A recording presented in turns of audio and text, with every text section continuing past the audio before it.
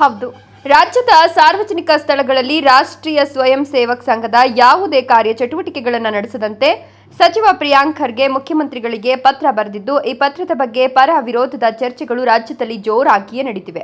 ಇದೇ ಸಂದರ್ಭದಲ್ಲಿ ಚಿಕ್ಕಬಳ್ಳಾಪುರದ ಶ್ರೀನಿವಾಸ ಸಾಗರದಲ್ಲಿ ಬೋಟಿಂಗ್ ಆರಂಭವಾಗಿದ್ದು, ಇದನ್ನು ವೀಕ್ಷಿಸಲು ಬಂದ ಯುವ ಕಾಂಗ್ರೆಸ್ನ ಮಹಮ್ಮದ್ ನಲ್ಪಾಡ್ ತಮ್ಮನ್ನ ಭೇಟಿಯಾದ ಪತ್ರಕರ್ತರ ಬಳಿ ಆರ್ಎಸ್ಎಸ್ನವರಿಗೆ ಚಡ್ಡಿಯಲ್ಲಿ ತಾಕತ್ತಿಲ್ಲ ಅಂತ ಹೇಳುವ ಮೂಲಕ ಲೇವಡಿ ಮಾಡಿದ್ದಾರೆ. ಪ್ರಿಯಾಂಕ್ ಖರ್ಗೆ ಅವರಿಗೆ ಬೆದರಿಕೆ ಕರೆ ಬಂದಿರುವ ಬಗ್ಗೆ ಪತ್ರಕರ್ತರು ಕೇಳಿದ ಪ್ರಶ್ನೆಗೆ ಉತ್ತರಿಸಿದ ನಲ್ಪಾಡ್, ಆರ್ಎಸ್ಎಸ್ನವರಿಗೆ ಚಡ್ಡಿಯಲ್ಲಿ ತಾಕತ್ತಿಲ್ಲ, ಇದ್ರೆ ಪ್ರಿಯಾಂಕ್ ಖರ್ಗೆ ಅವರನ್ನ ಭಯ ಪಡಿಸಲಿ ಅಂತ ಹೇಳುವ ಮೂಲಕ ಆರ್ಎಸ್ಎಸ್ ಅನ್ನ ಲೇವಡಿ ಮಾಡಿದ್ದಾರೆ. ಕರ್ನಾಟಕದ ಬೇರೆ ಬೇರೆ ಸ್ಟೇಟ್ಗಳಿಗೆ ಹೋಗ್ತೀವಿ ಬೋಟಿಂಗು, ಈ ಬ್ಯೂಟಿ ನೋಡೋಕ್ಕೆ. ಬೆಂಗಳೂರಿನ 45 ನಿಮಿಷ ದೂರದಲ್ಲಿ ಇಷ್ಟು ಒಳ್ಳೆ ಬೋಟಿಂಗ್ ಮಾಡಿದ್ದಾರೆ. ನಮ್ಮ ಯುವಕರಿಗೆ ಭೂಷಣ್ ಹಾಗೂ ಸುಧಾಕರ್ ಎಲ್ಲ ನಮ್ಮ ಹುಡುಗರಿಗೆ ಒಳ್ಳೇದಾಗಲಿ.